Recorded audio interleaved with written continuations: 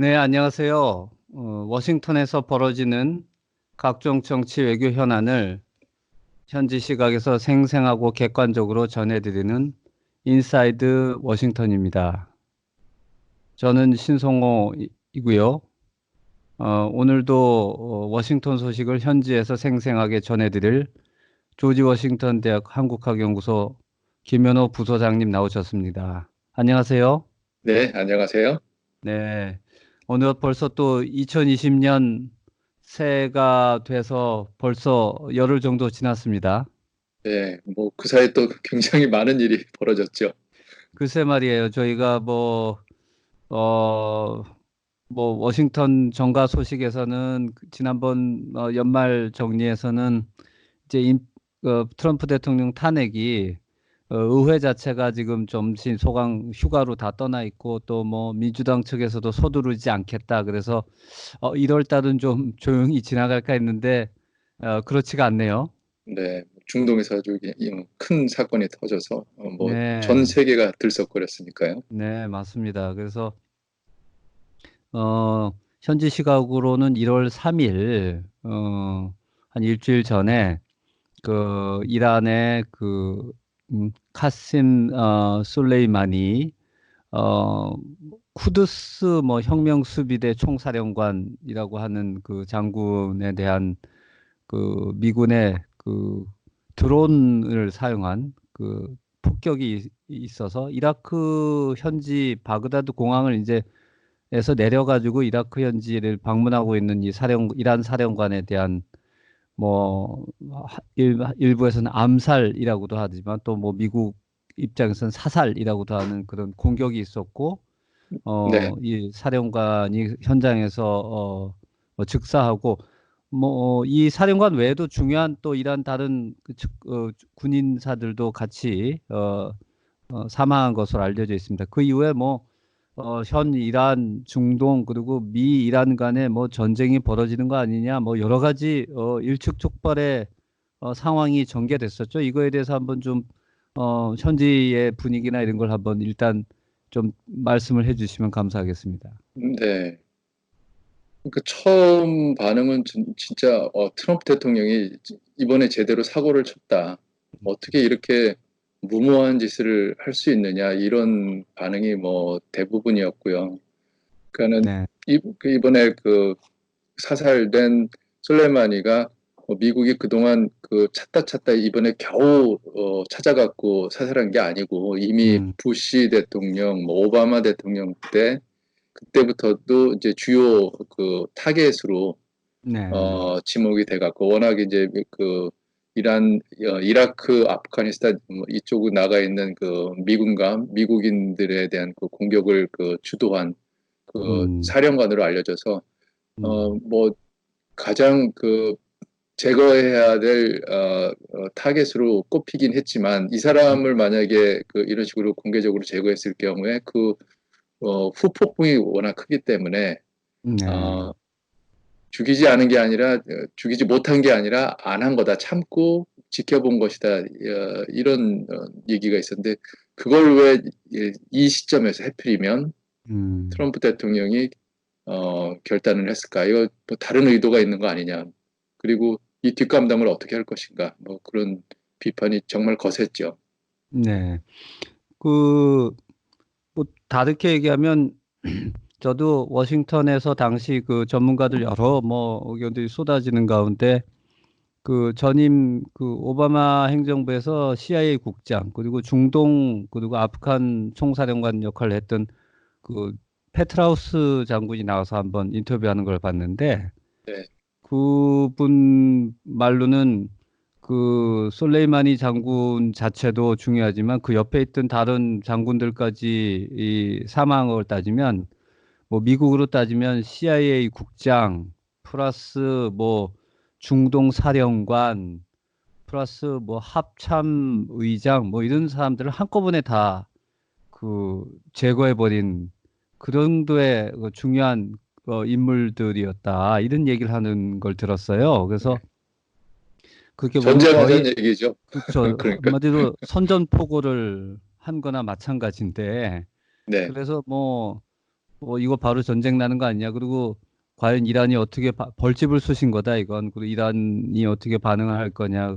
그랬는데 결과적으로는 현재까지도 보면 물론 이란이 뭐 15발의 미사일을 이라크 내에 있는 미군 기지 두 곳에 이제 공격을 했는데 그것 자체가 근데 그 미리 뭐 사전에 이라크 정부에 통보를 함으로써 간접적으로 미국한테 미리 알려줬고 그 결과적으로 미사일 공격은 했지만 뭐 트럼프 대통령은 한 13시간 이후에 미군은 한 명도 다치지 않았다. 그렇기 때문에 뭐 우리는 전쟁으로 하기보다는 경제 제재를 하겠다. 뭐 이 정도로 하면서 오히려 이게 확전이 안 되고 분위기가 이렇게 가라앉는 쪽으로 지금 진행이 되고 있죠. 네, 그러니까는 이제 이란의 반응이 어떻게 될 것인지가 이제 가장 그 초미의 관심사였는데, 예. 어, 뭐 국내적으로는 엄청난 그 시위가 있었고, 그리고 이제 최고 지도자도 뭐 이제 복수를 다짐했고 이랬으니까 분명히 사상자가 생길 것이다 이런 걱정이 많았지 않습니까? 네. 근데 아까 말씀하신 대로 미사일은 여러 발 쐈지만 피해는 미군 피해도 없었고, 그리고 이란 외무장관이 트위터에 아주 공개적으로 어, 미국에 대한 보복을 이걸로 종결한다 이렇게 얘기를 음. 했거든요. 네. 그리고 우리는 자위권 차원에서 이런 행동을 취했다. 그래서 어, 말하자면 뭔가 체면을 차리기 위해서 군사 행동은 했지만 이걸로 끝내자.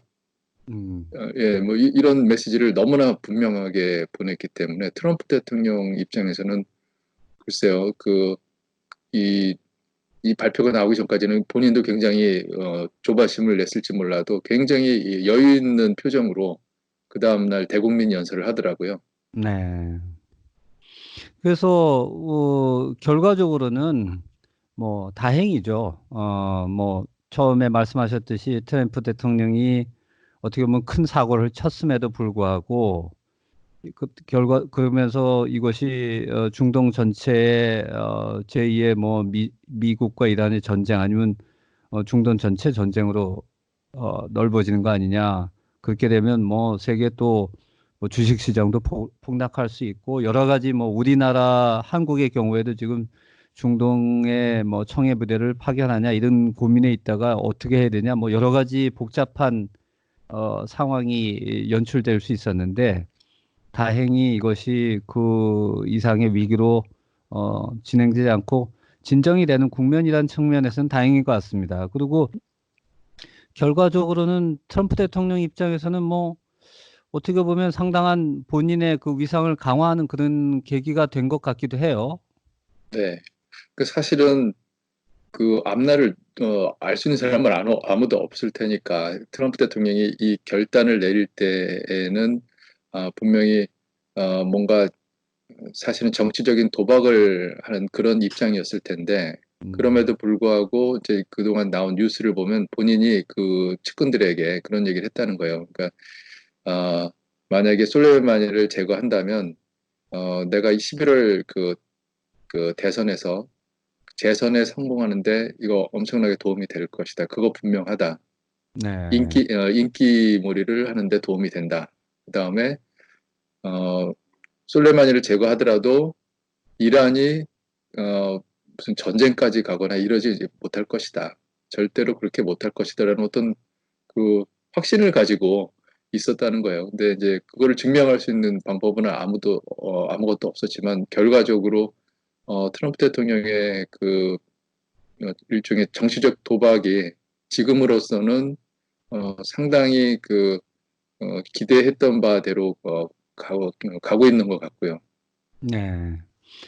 그런 측면에서 평소 이제 트럼프 대통령이 예측하기 되게 힘든 행동, 그리고 그것이 본인 스스로가 뭐 정책이나 이런 거에 대해서 관심도 없고 너무나 이거 모든 외교 정책을 하나의 장사처럼 협상이나 딜 이런 식으로 접근을 하다 보니까 이 복잡한 외교 정책을 제대로 이 사람이 수행할 수 있느냐 뭐 이런 거에 대한 세간의 우려가 많았는데 이번에도 결국은 그 처음에는 그 우려처럼 큰 대형 사고를 친 것처럼 보였지만 결과적으로는 또 상황이 의외로 안정되고 진정되면서 트럼프 대통령 본인의 그 국내적인 또 뭐 국제적인 위상이 상당히 올라가는 듯한 그러한 결과가 초래됐다는 면에서 아, 이 트럼프 대통령이 과연 그냥 단순하게 이렇게 좀 사고 뭉치에 아주 그 뭐랄까 자격이 없는 대통령이 뭔가 나름의 내공이 있는 게 아닌가 하는 그런 또 분석도 가능하게 하는 그런 상황이 전개된 것 같습니다. 예, 그러니까 이제 미국 국내 정치적으로는 당연히 민주당 쪽에서는 계속 반발하고 있고 말도 안 되는 일을 대통령이 벌였다. 본인의 네, 어떤 개인적인 뭐 충동, 아니면은 뭔가 정치적인 계산 이런 거 때문에 미국과 전 세계를 이렇게 위험에 빠지게 할 수 있느냐, 이건 말이 안 된다 이런 식으로 반발도 하고, 그다음에 의회에서는 대통령의 그 전쟁 권한을 제한해야 된다. 그래서 상하 양원에서 뭐 결의안도 나오고, 민주당은 이제 하원을 장악하고 있으니까 하원에서는 그게 본회의에서 통과가 됐지만, 이제 네, 문제는 공화당 의원들이 지금 상황에서는 무조건 트럼프 대통령을 지지하고 있죠. 여기서는 어떻게 대오에서 이탈하기가 굉장히 힘드니까. 네, 아, 그래서 이것 역시 어떤 그 민주공화 양쪽의 어떤 정치적인 싸움으로 이렇게 흘러가고 있고, 실질적으로 트럼프 대통령의 어떤 정치적인 타격을 입히거나 대통령의 어떤 앞으로 외교 정책에서 어떤 불확실성 아니면 충동성을 제약할 수 있는 실질적인 방법이 뭐 이렇게 나타난 것도 아니고요. 결의안이 네, 그 법제화 될 수 있는 상황도 아니니까 네. 그러고 있습니다. 네, 하여튼 이번 사태를 좀 뭐 여러 가지 지금 보도가 나오고 아직도 분석 기사가 나오고 있지만 좀 지금까지 진행된 것만 정리를 해보면 처음에 일단 한편 그 미국이 취한 왜 그러면 솔레이마니에 대한 이런 공격을 했느냐 차원에서 뭐 트럼프 대통령의 이런 모험주의 같은 거, 뭐 국내 정치 뭐 이런 거를 위한 개인의 이익도 있었겠지만 실제로 이 슬레이마니 장군이 이란의 그런 중동 내 세력 확장 그 과정에서 미국을 이 중동에서 몰아내려고 하는 여러 가지 작업들, 그리고 실제로 미국에 대한 도전, 뭐, 지난번 사우디아라비아 유전에 대한 그 공격이라든지 또 그 이전에 미군 그 드론을 격추시킨 것도 작년에 사실 있었고요. 그 다음에 또 뭐, 호르무즈 해협에서 미군 그 군함에 대한 위협, 여러 가지 면에서 사실 도전을 했고, 최근에는 그 이라크 주재 미군 대사관에 대한 뭐 시위를 갖다가 뒤에서 조작했다든지 뭐 이런 것이 있었고, 뭐 결정적으로는 뭐 가장 최근 얘기는 폼페이오 장관이 나와서 실제로 슬레이마니 장군이 사주를 해서 중동 내에 있는 미국 대사관에 대한 공격을 계획하고 있었다. 뭐 이런 얘기까지 있었기 때문에 한편으로는 이에 대한 응징 차원에서 내지는 예방 차원에서 뭐 공격을 했고 그것이 뭐 나름 뭐그 미국 내 논란은 있습니다만 트럼프 지지자 입장에서는 이거 미국의 강력한 그러한 입장을 보여주는 것으로 굉장히 긍정적으로 평가되고 있는 측면도 있는 것 같습니다. 첫 번째. 네. 그리고 그리고 그 이제 트럼프 대통령 그 개인 성향상 네. 그 아까 말씀하신 대로 어떤 그 협상, 그다음에 딜 뭐 이런 거를 가장 선호하기는 네. 하지만 그렇다고 해서 본인이 약해 보이는 그런 상황으로 가는 건 또 질색을 하고 있거든요. 그러니까 음. 굉장히 강한 그 입장에서 우월한 입장에서 상대방을 그냥 확 누르면서 자, 뭐 어떤 게 좋겠냐? 나한테 완전히 그 굴복하는 게 좋겠냐? 아니면은 그 뭔가 협상이라도 해서 딜을 해서 건져가고 싶냐? 뭐 이런 결과를 얻는 걸 좀 선호하는 것 같아요. 근데 이란을 다루다 보니까 본인이 그런 식으로 했는데 이란이 거기에서 뭔가 그 협조적으로 나오지 않고 계속해서 그 군사 도발을 음. 하면서 트럼프의 어떤 그 인내심을 시험하고 거기다가 결정적으로는 어 미국인이 이제 이란의 그 민병대 공격을 받아서 사망하고 이라크에 있는 미국 대사관이 이제 그 시위대 공격을 받으니까 여기서는 더 이상 트럼프 대통령 스타일로는 네. 어, 더 이상 참을 수가 없는 거죠. 말하자면 레드라인, 트럼프 대통령 음. 개인의 레드라인을 건드린 것 아닌가 이런 분석도 많이 있죠. 네. 그와 관련해서는 그 지난 대선 당시에 그 벵가지 사태가 있었죠. 거기 네, 그 리비아요. 리비아에 있는 미국 대사관이 시위대 공격을 당해서 거기 있던 뭐 대사가 결국은 뭐 죽음을 살해되고 뭐 이런 처참한 일이 있어서 그때 당시 국무장관이 힐러리 클린턴 국무장관이었기 때문에 트럼프 대통령이 아마 집요하게 이걸 갖다가 대선 과정에서 공격한 걸로 기억하고 있습니다. 그래서 어떻게 그렇게 무능하게 그런 시위대 미국 국민 내지는 외교관들이 처참하게 살해되는 걸 방관하고 있었냐, 뭐 당신 책임이다, 뭐 이런 식으로 공격했던 게 이제 사실 있었고 그 맥락에서 보면 지금 이것이 본인은 그렇게 얘기했고 여기에 대해서 아무 걸 못하게 되면 상당히 정치적인 또 위기에 몰릴 수도 있었던 거는 사실인 것 같아요. 네, 그리고 이제 근데 이제 또 한 가지 그건 그렇고 그러면 그 이후에 또 나타나는 행태를 봤을 때 또 특이한 점은 근데 그렇다고 해서 무모하게 그러면 전면전으로 가서 중동에서 진짜로 전쟁을 일으켜서 이란을 막 무지막지하게 뭐 핵공격을 한다든지 군사공격을 할 것이냐 그건 아니었던 게 아닌가. 네. 예. 이란 기본적으로 전쟁을 원하는 대통령이 아니죠. 네, 트럼프 맞습니다. 대통령. 그래서 여론조사도 보면 뭐 그 이후에 나온 게 뭐 미국 국민의 한 75% 정도는 다시는 중동에서 개입해서 이런 전쟁을 하고 싶지 않다.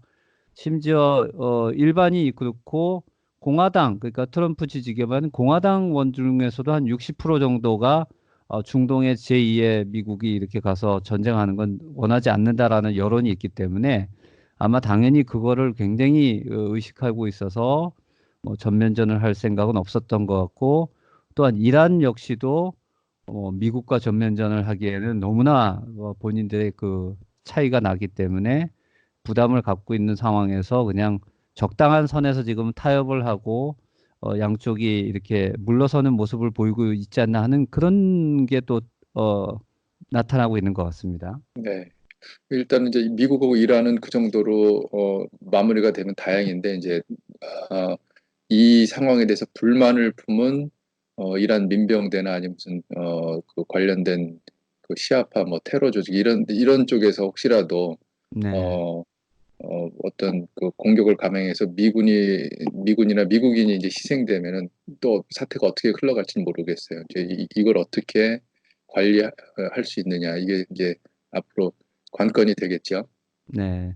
그래서 사실 그렇게 보면 뭐 이런 일들 전개가 처음에 보면 애시당초 트럼프 대통령이 미국 오바마 행정부에서 이란과 맺은 그 핵 협상을 깨면서 이란과 이런 긴장 관계가 다시 조성되고 뭐 슬레이마니 장군 같은 사람이 그런 역할을 할 수밖에 없었고 그것을 다시 트럼프 대통령이 반격을 하면서 뭐 결과적으로는 이란 내에서 사실 어떻게 보면 이런 강경파에 대한 좀 불만인 그 민주화나 이런 개혁을 외치는 세력이 있었는데 그 세력이 목소리가 줄어드는 그런 결과를 초래해서 이란 내 강경파가 다시 득세하는 계기를 만들어줬고 또한 뭐 그 과정에서 뭐 좀 다른 사건입니다만 우크라이나 여객기가 뭐 이란 그 군에 의해서 격추되는 그런 또 좀 참사도 있었고 결국 이게 이 모든 것이 트럼프 대통령이 시작을 해놓고 자기가 그걸 또 진정시키고는 자기가 거기에 대한 그 뭔가 크레딧을 받는 듯한 이런 것이 좀 나타난다는 또 비판도 있고 네. 그, 말씀하셨듯이 예, 앞으로도 예. 또 이게 또 여기서 끝나지 않고 또 새로운 다른 위기 같은 게 조성될 그런 또 씨앗이 심어졌다 이런 분석도 있는 거겠죠. 예. 어떻게 보면 좀 패턴이 보이는 것 같아요. 그러니까 한반도도 2017년에 전쟁 위기까지 올라갔는데 그게 사실은 트럼프와 김정은 사이의 어떤 그 말폭탄이 네. 결정적이지 않았습니까? 어떻게 음. 보면 트럼프 대통령이 본인이 긴장 조성에 앞장을 섰다가 본인이 낮췄다. 또 중국하고도 그런 본인이 패턴을 그쵸. 보였다. 무역 전쟁 예, 시작해 놓고 다시 본인이 내가 무역 전쟁에 불을 껐다. 뭐 이런 식으로 이제 자화자찬을 하는 그런 패턴이 나타난다는 것이죠. 네.